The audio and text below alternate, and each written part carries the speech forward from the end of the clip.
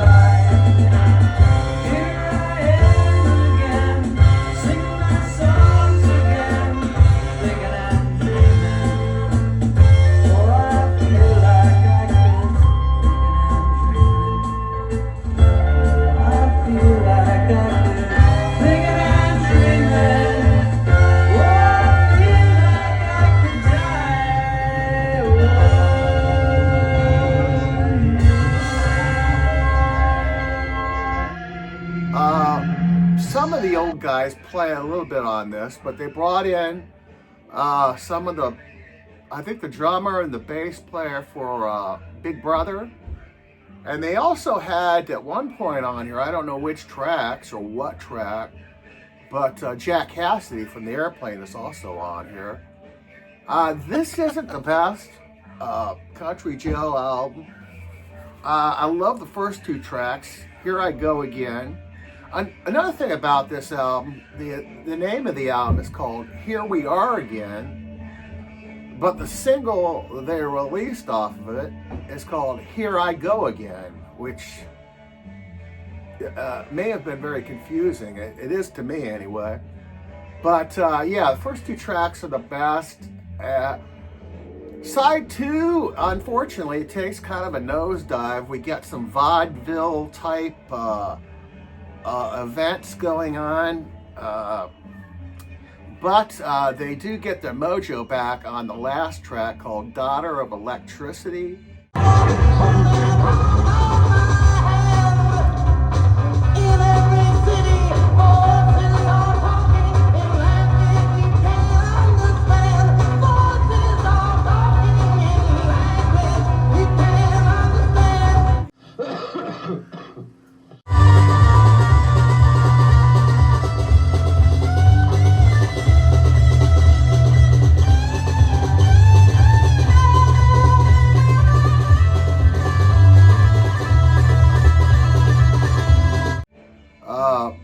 Basically, it's back to the weird lyrics, and there's also a guitar freak out by Melton on here.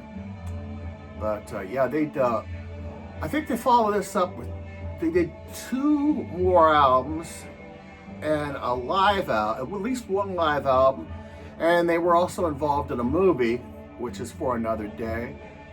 But yeah, I'm looking for the following albums, but this is okay. It's not their best. It's worth picking up if you could probably find it for under $10. You might even be able to find it in the bins, but glad to add this to the collection. It is on, as they all are, the first 4 anyway, are on Vanguard. That sounds great. Yeah, Country Joe.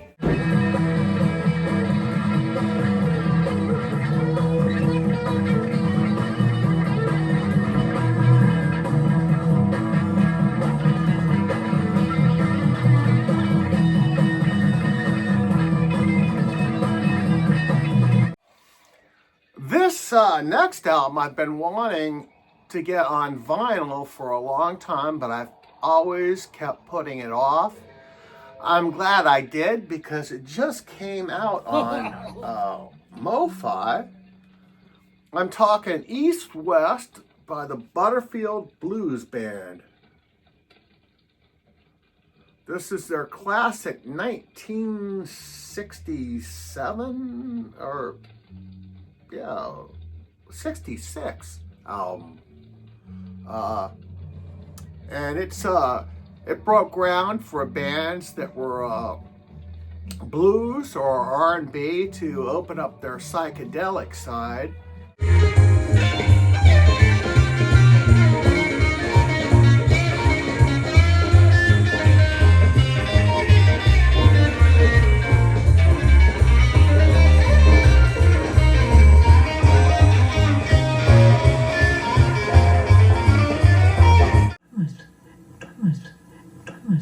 What the hell is that shit? Pick me a tombstone and be pronounced dead. And this contains some great tracks. We get a lot of covers like Walking Blues and Work Song. There's also a cover of Michael Nesmith's Mary Mary, which was a big hit for the Monkees. But the highlight is the last track, the 13-minute title track, East West, where they explore raga rhythms, Indian rhythms, and apparently Michael Bloomfield, the guitar player, was tripping on acid when he came up with the idea for East West.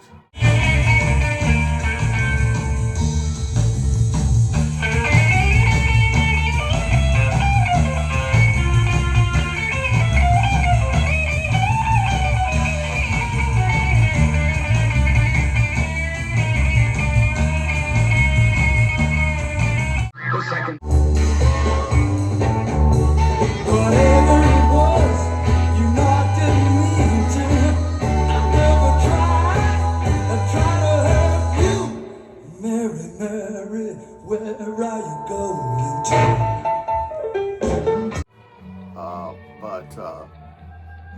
Oh yeah, I'm glad to finally get this on vinyl. I've had it on CD.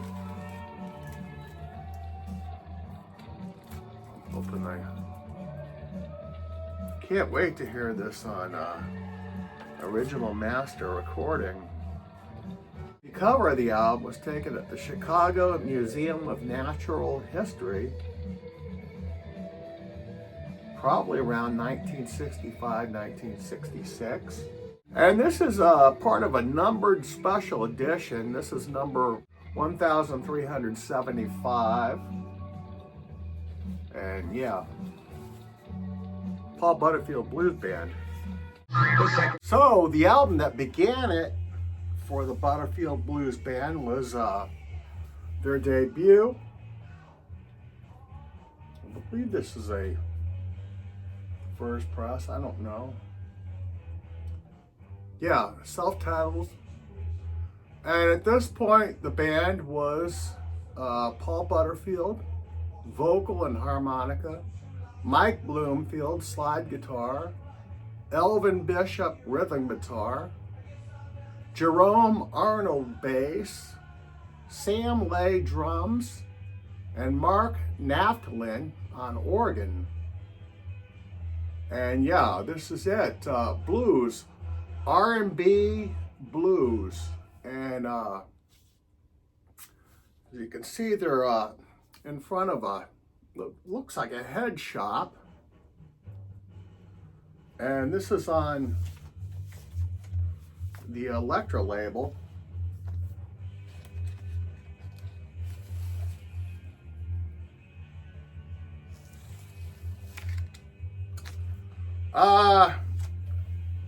The coolest artifacts from the Butterfield Blues Band I have are actually CDs.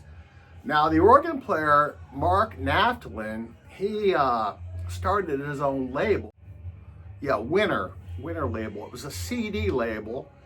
And he apparently had tapes of the band stored away in a locker somewhere. And he started to put out some of these recordings.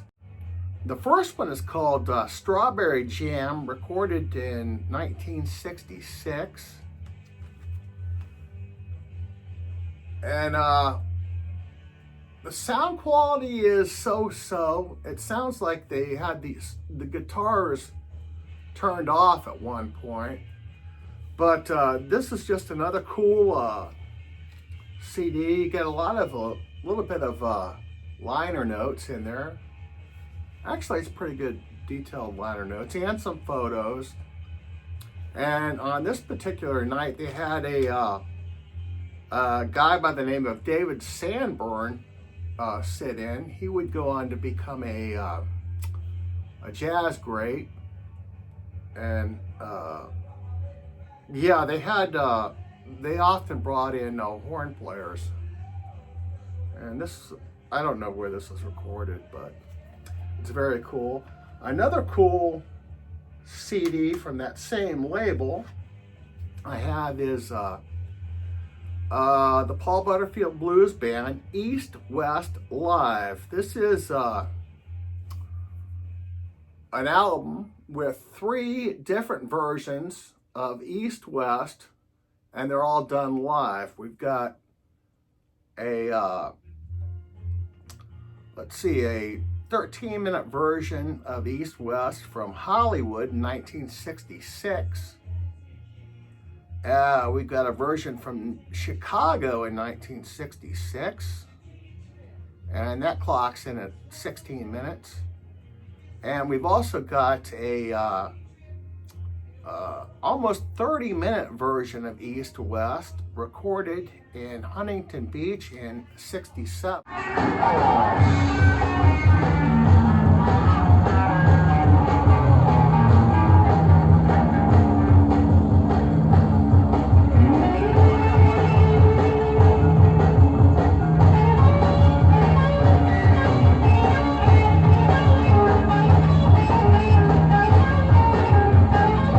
Bloomfield's brother didn't like Naftalin cashing in on the band or something like that, but so yeah, what happened to the band?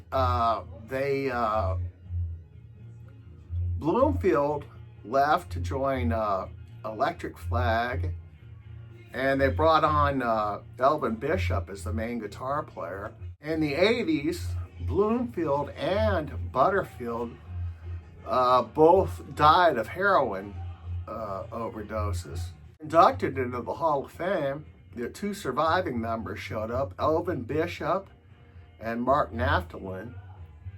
And for what that's worth, unfortunately, Elvin Bishop wore his trademark bib overalls to the ceremony. But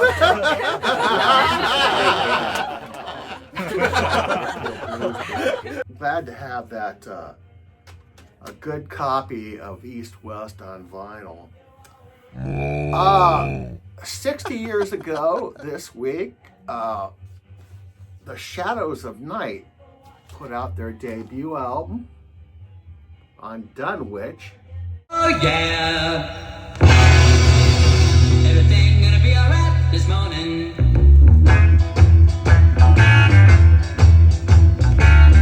Got a little woman, she in the town. Your mother's a Or a bitch.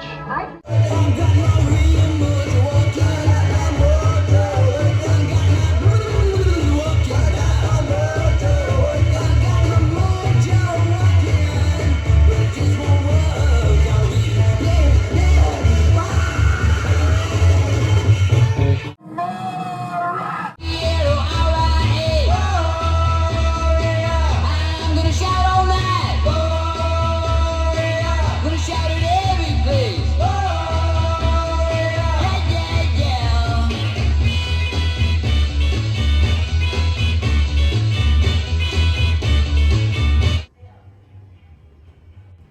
And what a great album it is.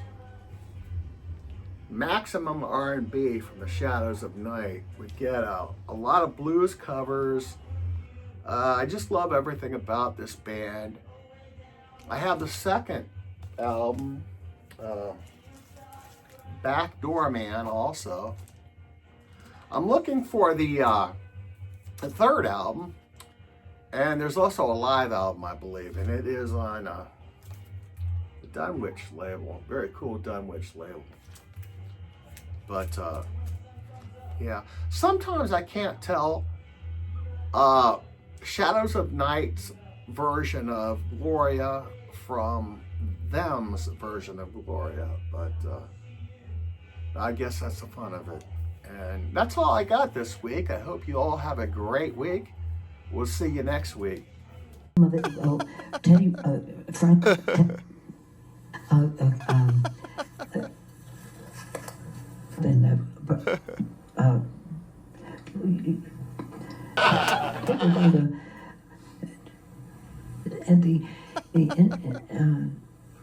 You can do it, come on. I'll tell you, Frank.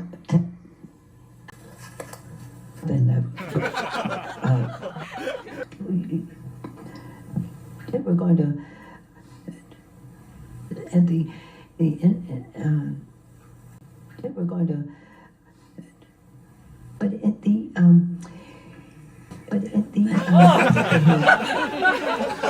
there are people who not just saying he shortcut it to technically now that so we must technically now that to get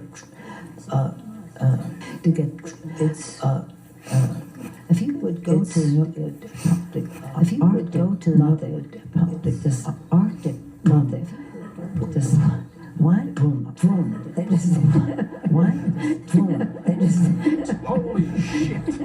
they just Senator Kennedy dies. Senator Kennedy dies. Senator Kennedy dies.